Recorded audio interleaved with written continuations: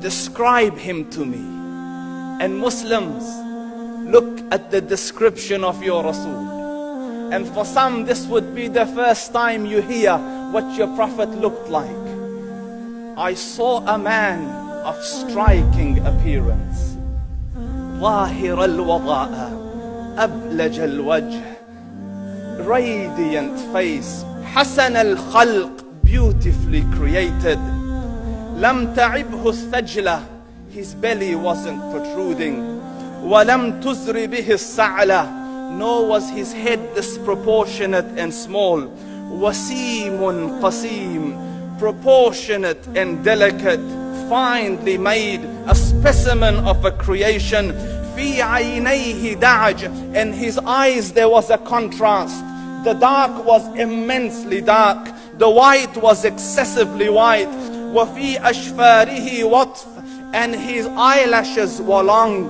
وفي صوته صهل, and in his voice was a natural echo. وفي عنقه سطع, and his neck was elegantly long.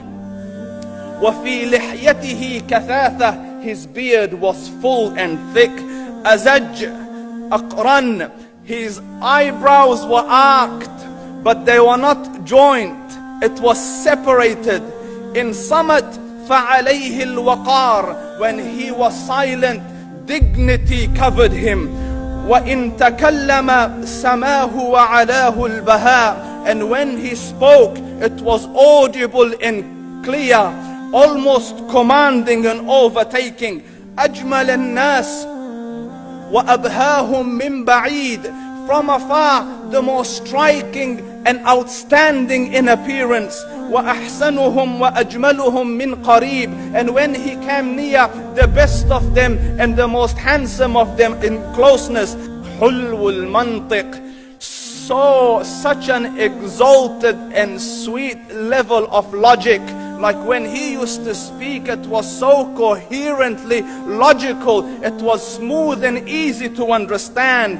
فصل لا نزر ولا هذر, he was to the point, not excessive, nor too short. كأن منطقه خرزات نظم يتحدرن, his logic, his utterances, his words were like jewels coming out of a necklace, calculated, polished, one after the other, it would flow magically. ربعة, he was medium in height. Your eye didn't have to strain to look up at him, nor was it tedious to look down at him. He was a comfortable sight to look at. له رفقاء يحفون به, he had friends, the people that were with him, they were working around him to try to serve and protect him.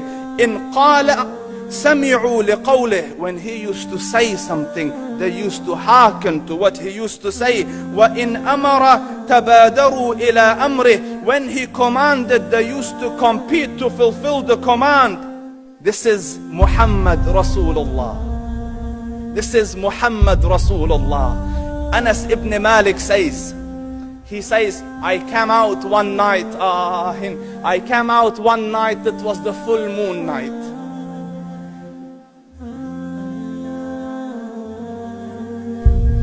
And I looked at the moon, and in the desert, understand, the moon is an awesome sight. It is smooth, it is radiant, it is clear, it is gentle compared to the scorching sun at which they are used to.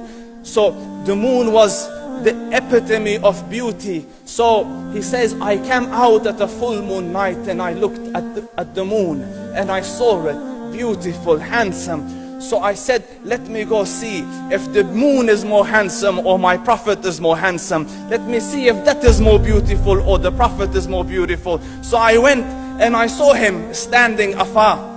So I looked at his face and I looked at the moon, and I looked at his face, and I looked at the moon, and I looked at his face, and I looked at the moon, and he said, Wallahi, he was more handsome than the moon in its entirety. That is just the look of your Rasul. Aisha radiyallahu anha says, I was sewing with the needle, my needle dropped in the dark, I couldn't find it. I said, Ya Rasul, I can't find it. He moved his face close, and I swear, out of the radiance of his face, I found my needle. And the Prophet sallallahu alaihi wasallam was mind-bogglingly handsome, but his handsomeness was covered with waqar and jalal and hayba. The Sahaba say, when we used to sit at his feet, two feelings conflicting would come on the heart. The first one, you wanted to look at him. You wanted to behold the majesty of his face. And when you wanted to look up, shyness used to overtake you, so you used to look down. Amr ibn al-As says, I sat with him many times, but if you ask me to describe his face, I can't describe it. I wouldn't be able to look up to him ijlalan wa ta'zeeman. I couldn't look up at him. And that is why he didn't have the problems that Yusuf alayhi salam had. Because it was difficult to penetrate the awe and the splendor of the Rasul.